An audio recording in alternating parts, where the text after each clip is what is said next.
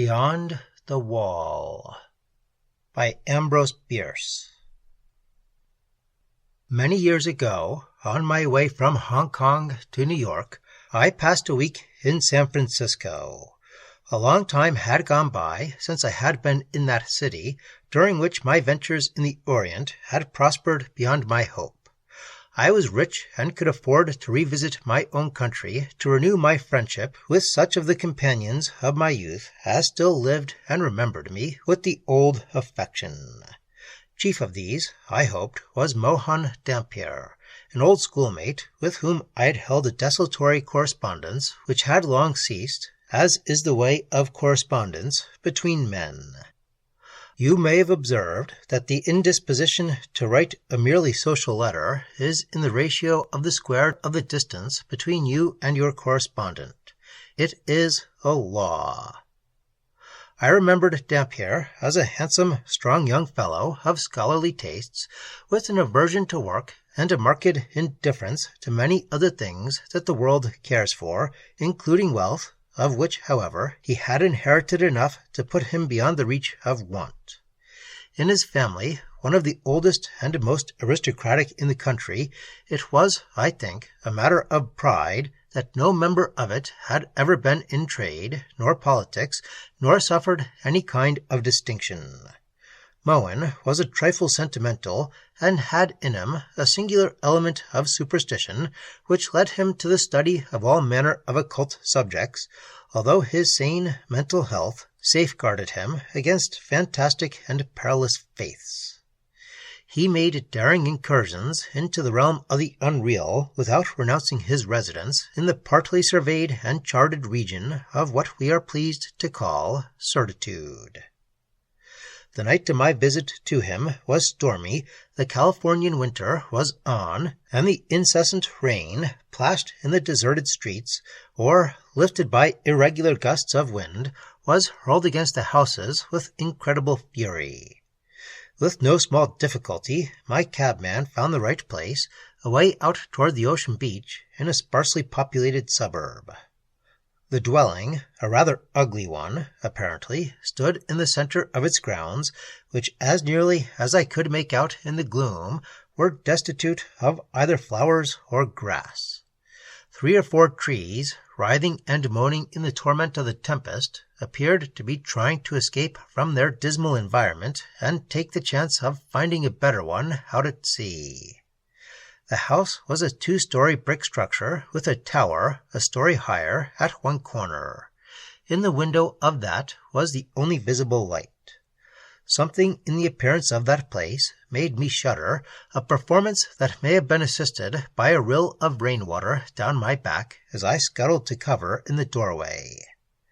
In answer to my note apprising him of my wish to call, Dampier had written, "Don't ring, open the door and come up." I did so. The staircase was dimly lighted by a single gas jet at the top of the 2nd flight. I managed to reach the landing without disaster, and entered by an open door into the lighted square room of the tower. Dampier came forward in gown and slippers to receive me, giving me the greeting that I wished, and if I had held a thought that it might more fitly have been accorded me at the front door, the first look at him dispelled any sense of his inhospitality. He was not the same. Hardly past middle age, he had gone gray and had acquired a pronounced stoop. His figure was thin and angular, his face deeply lined, his complexion dead white without a touch of color. His eyes, unnaturally large, glowed with a fire that was almost uncanny. He seated me, proffered a cigar, and with grave and obvious sincerity assured me of the pleasure that it gave him to meet me. Some unimportant conversation followed, but all the while I was dominated by a melancholy sense of the great change in him. This he must have perceived, for he suddenly said, with a bright enough smile, "You are disappointed in me, non sum qualis eram." I hardly knew what to reply, but managed to say, "Why, really, I don't know. Your Latin is about the same." He brightened again. "No," he said, "being a dead language, it grows in appropriateness. But please have the patience to wait. Where I am going, there is perhaps a better tongue. Will you care to have a message in it?" The smile faded as he spoke, and as he concluded, he was looking into my eyes with a gravity that distressed me. Yet I would not surrender myself to his mood, nor permit him to see how deeply his prescience of death affected me. "I fancy that it will be long," I said, "before human speech will cease to serve our need, and then the need, with its possibilities of service, will have passed." He made no reply, and I too was silent, for the talk had taken a dispiriting turn, yet I knew not how to give it a more agreeable character. Suddenly, in a pause of the storm, when the dead silence was almost startling by contrast with the previous uproar, I heard a gentle tapping, which appeared to come from the wall behind my chair. The sound was such as might have been made by a human hand, not as upon a door by one asking admittance, but rather, I thought, as an agreed signal, an assurance of someone's presence in an adjoining room. Most of us, I fancy, have had more experience of such communications than we should care to relate. I glanced at Dampier. If possibly there was something of amusement in the look, he did not observe it. He appeared to have forgotten my presence, and was staring at the wall behind me with an expression in his eyes that I am unable to name, although my memory of it is as vivid today as was my sense of it then. The situation was embarrassing. I rose to take my leave. At this he seemed to recover himself. "Please be seated," he said. "It is nothing. No one is there." But the tapping was repeated, and with the same gentle, slow insistence as before. "Pardon me," I said. "It is late. May I call tomorrow?" He smiled, a little mechanically, I thought. "It is very delicate of you," he said, "but quite needless. Really, this is the only room in the tower, and no one is there. At least—" He left the sentence incomplete, rose, and threw up a window, the only opening in the wall from which the sound seemed to come. "See!" Not clearly knowing what else to do, I followed him to the window and looked out. A street lamp some little distance away gave enough light through the murk of the rain that was again falling in torrents to make it entirely plain that no one was there. In truth, there was nothing but the sheer blank wall of the tower.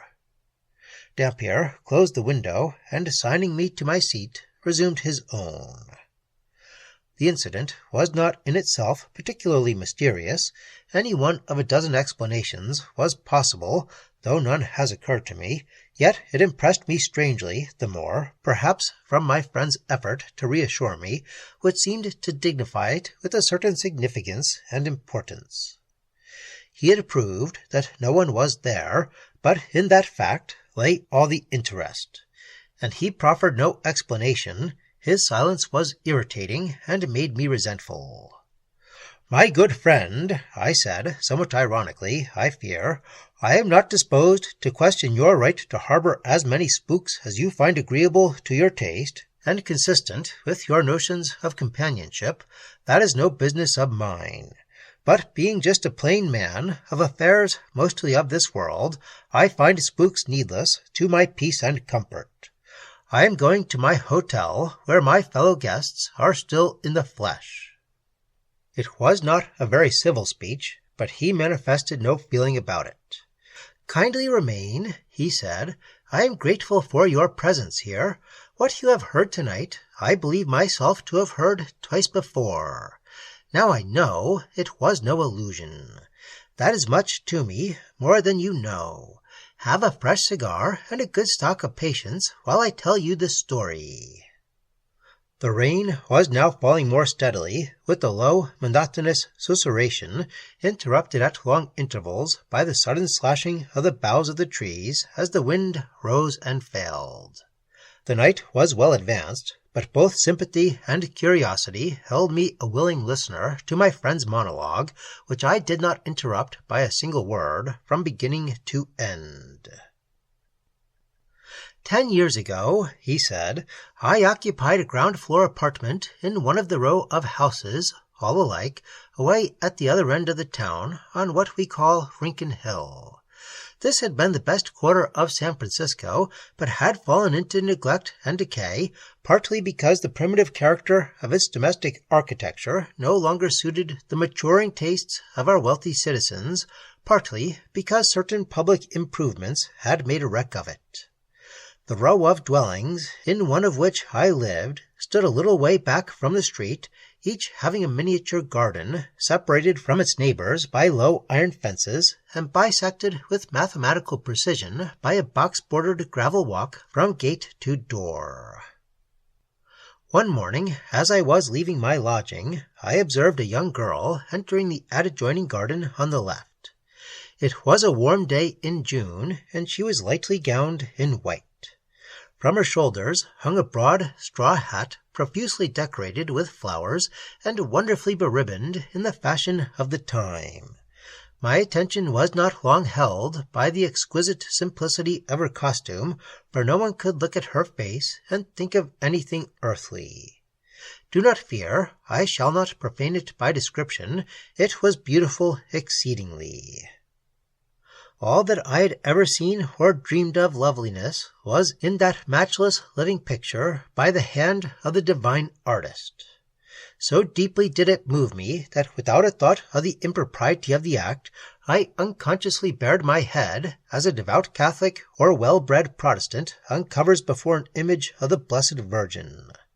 The maiden showed no displeasure. She merely turned her glorious dark eyes upon me with the look that made me catch my breath, and without other recognition of my act, passed into the house.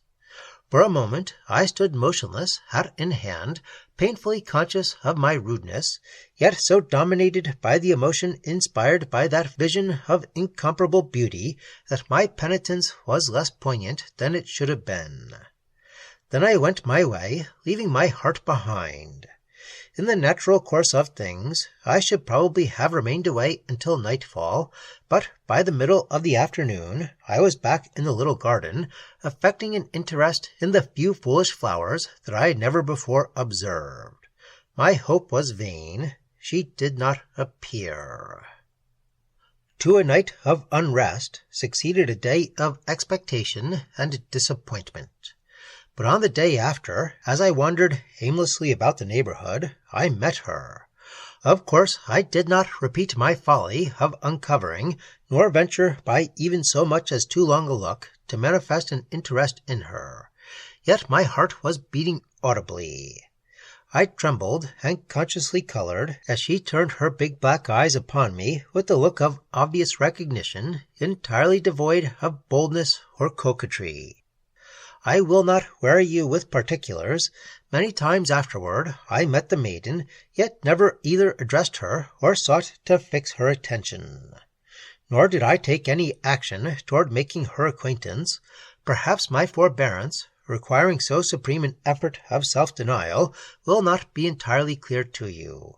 That I was heels over head in love is true, but who can overcome his habit of thought or reconstruct his character?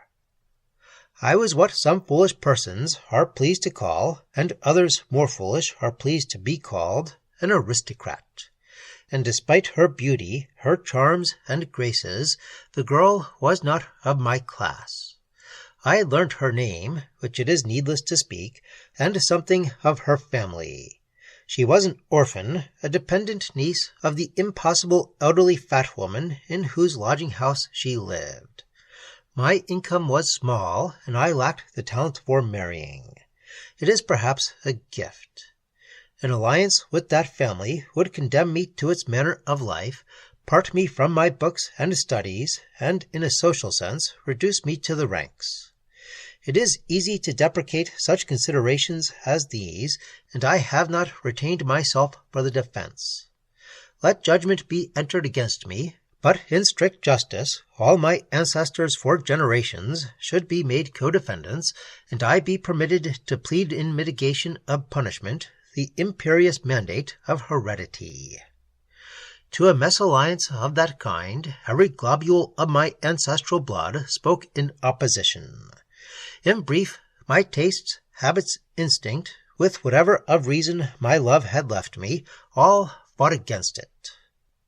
Moreover, I was an irreclaimable sentimentalist, and found a subtle charm in an impersonal and spiritual relation which acquaintance might vulgarize and marriage would certainly dispel. No woman, I argued, is what this lovely creature seems. Love is a delicious dream. Why should I bring about my own awakening?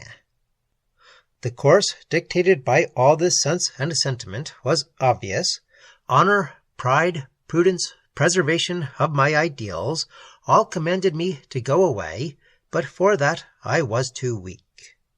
The utmost that I could do, by a mighty effort of will, was to cease meeting the girl, and that I did.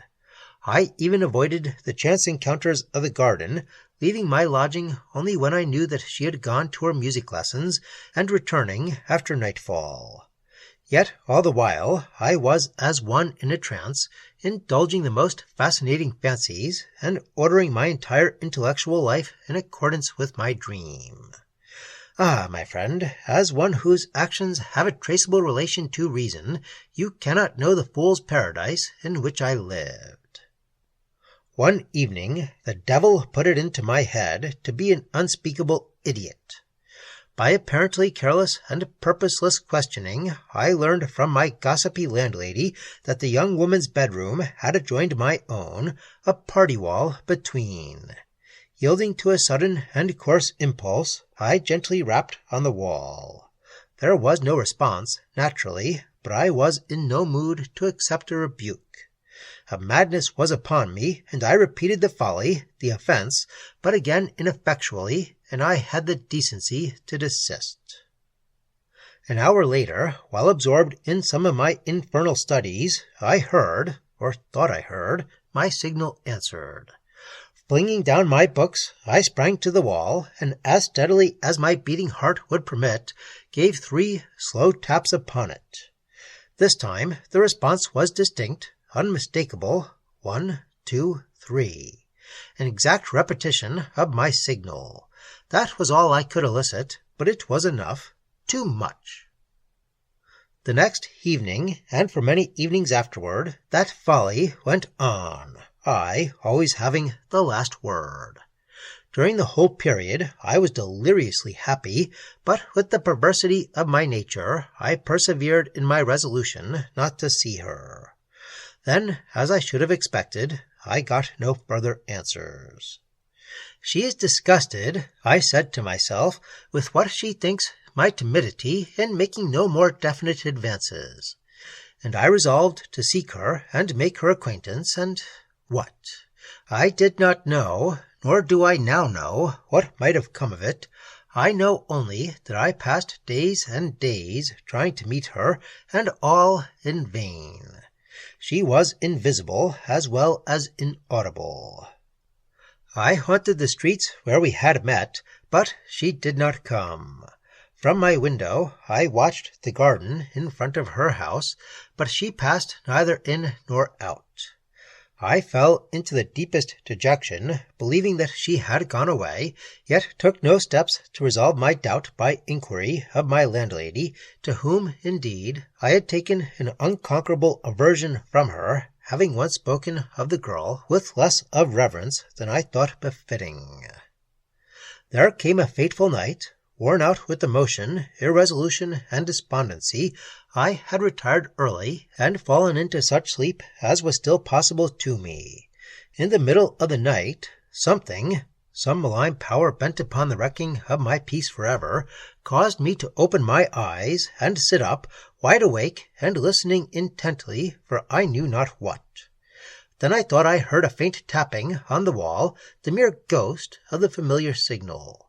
In a few moments it was repeated, 1, 2, 3, no louder than before, but addressing a sense alert and strained to receive it. I was about to reply when the adversary of peace again intervened in my affairs with the rascally suggestion of retaliation. She had long and cruelly ignored me. Now I would ignore her. Incredible fatuity, may God forgive it. All the rest of the night I lay awake, fortifying my obstinacy with shameless justifications and listening. Late the next morning, as I was leaving the house, I met my landlady entering. "Good morning, Mr. Dampier," she said. "Have you heard the news?" I replied in words that I had heard no news, in manner that I did not care to hear any. The manner escaped her observation.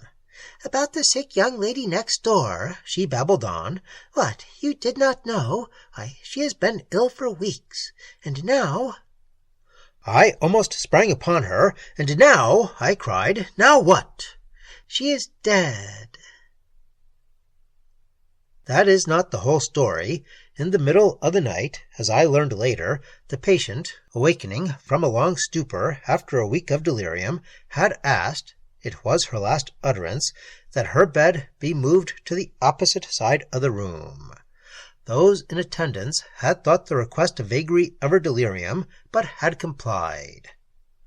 And there the poor passing soul had exerted its failing will to restore a broken connection, a golden thread of sentiment between its innocence and a monstrous baseness, owning a blind, brutal allegiance to the law of self.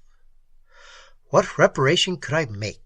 Are there masses that can be said for the repose of souls that are abroad such nights as this, spirits blown about by the viewless winds, coming in the storm and darkness with signs and portents, hints of memory and presages of doom?